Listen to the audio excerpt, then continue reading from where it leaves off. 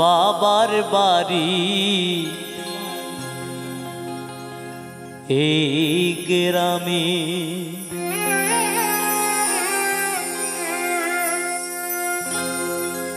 শ্বশুর বাড়ি ওই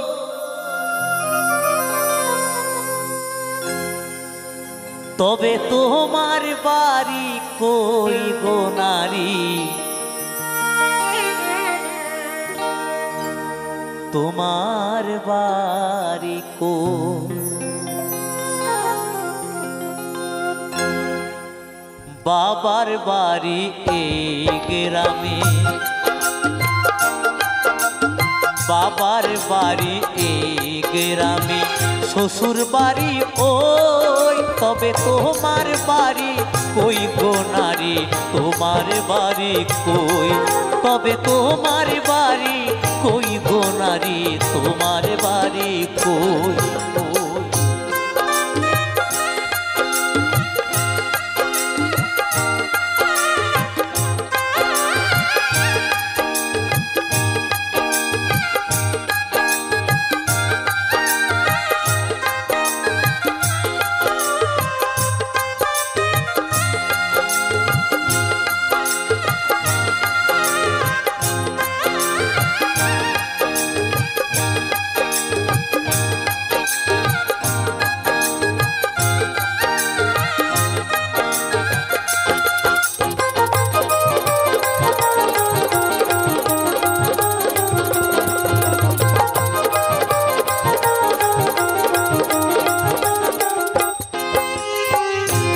শিশুকালের শৈশর কাটে বাবার আশ্রয়ে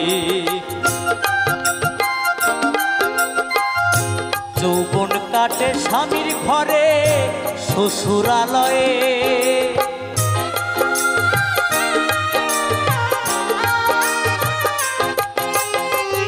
শিশুকালের শৈশর কাটে বাবার আশ্রয়ে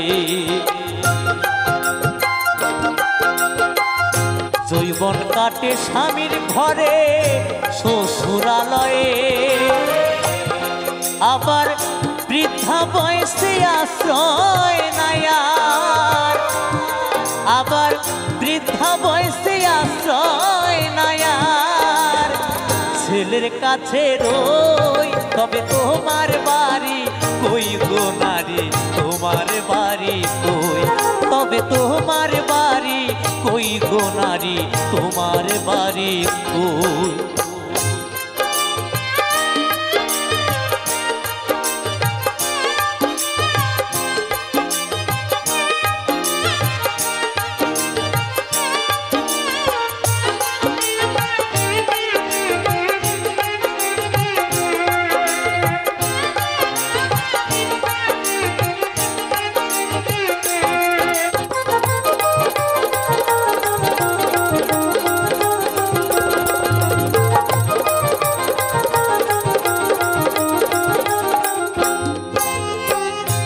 জনম ভরে ভাত্রা ধিলে পরের হাড়িতে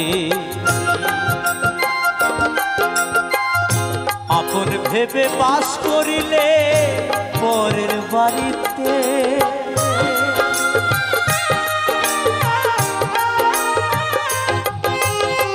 জনম ভরে ভাত্রা ধিলে পরের হাড়িতে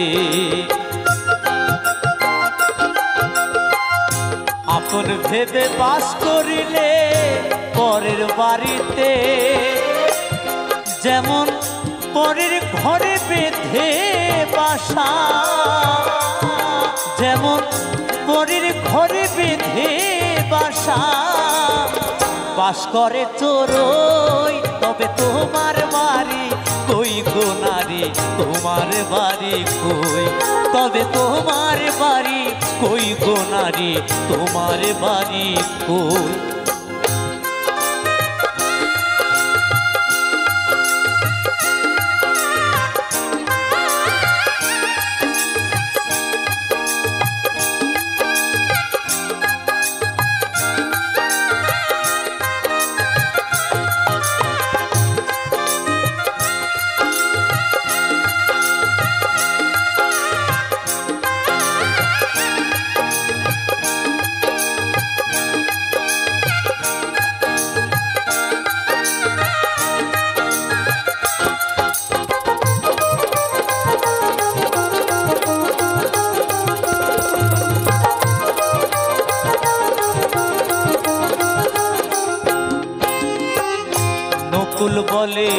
নিজের বাড়ি বুঝলি না ভবে।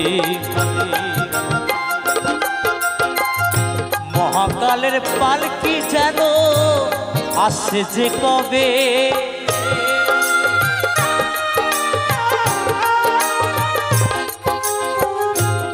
অ্যাকচুয়ালি পৃথিবী যত নারী আছে, যত মায়েরা আছে, প্রত্যেকটি নারীর জীবনের সাথে এই গানটির প্রতিটি কথা জড়িয়ে আছে, তাই না? কারণ নারীদের জীবনটা এমনই একটি জীবন, যখন ছোট থাকে তখন তার আশ্রয় থাকে বাবার আশ্রয়, যৌবনকালে স্বামীর ঘর,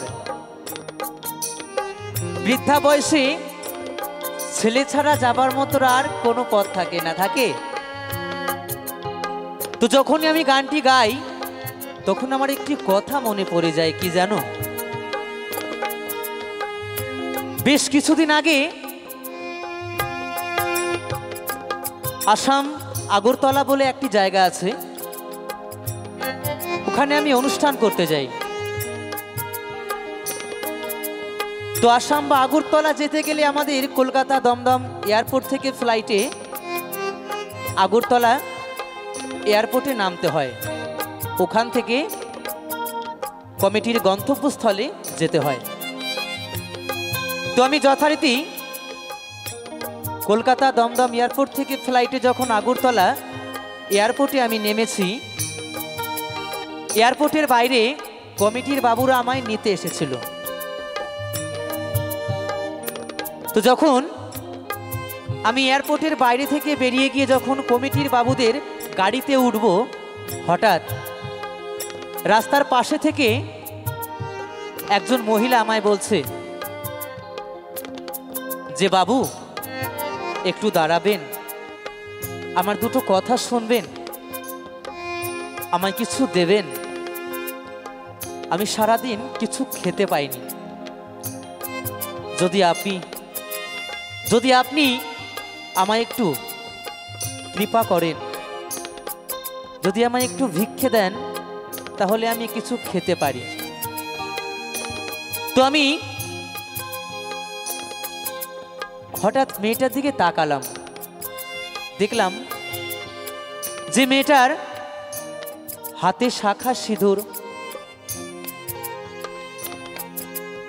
সারা শরীর, তাকে দেখে মনে হয় না যে সে ভিক্ষে করতে পারে। তাই মেয়েটিকে আমি জিজ্ঞেস করলাম, হ্যাঁ গো মা, তোমার বাড়ি কোথায়, তুমি কোথায় থাকো, কি তোমার পরিচয়, তুমি রাস্তায় কেন ভিক্ষে করছো, তোমার কি স্বামীর ঘর নেই, তোমার কি সন্তান নেই, তোমার কি বাবা মা নেই? মেয়েটি কাঁদতে কাঁদতে আমায় জিজ্ঞেস করলো যে, বাবু সবই আছে তবুও কিছুই নেই,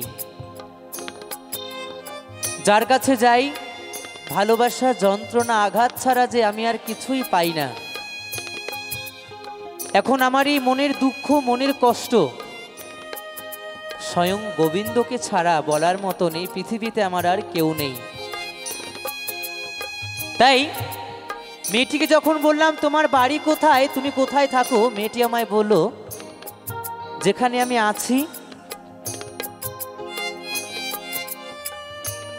আমি আছি, এটা হলো আমার বাবার গ্রাম, আর ওই যে দূরে একটি গ্রাম দেখতে পাচ্ছ, ওটা হলো আমার শ্বশুর বাড়ি। তাহলে আমি বললাম, তাহলে তুমি আজ কেন পথে? তখন সে মেয়েটি কাঁদতে কাঁদতে কি বলছে, তো আমি গানের ভাষায় শোনাবো সকলকে।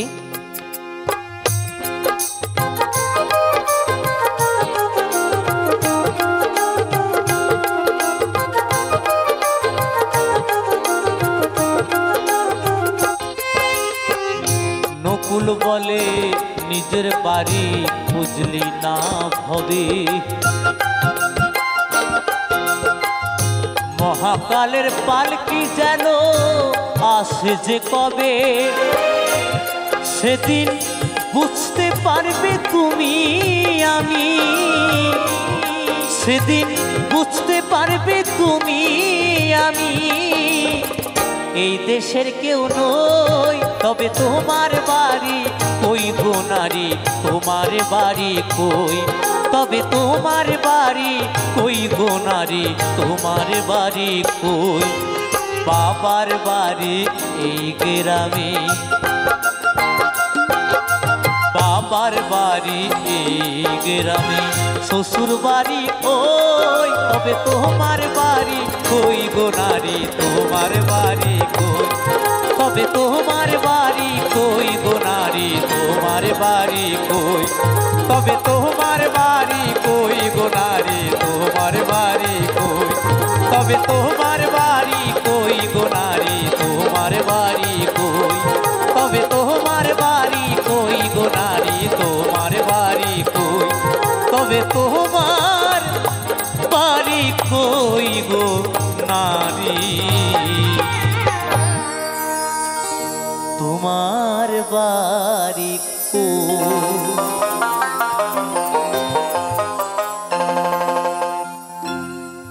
অনেক অনেক ধন্যবাদ সকলকে।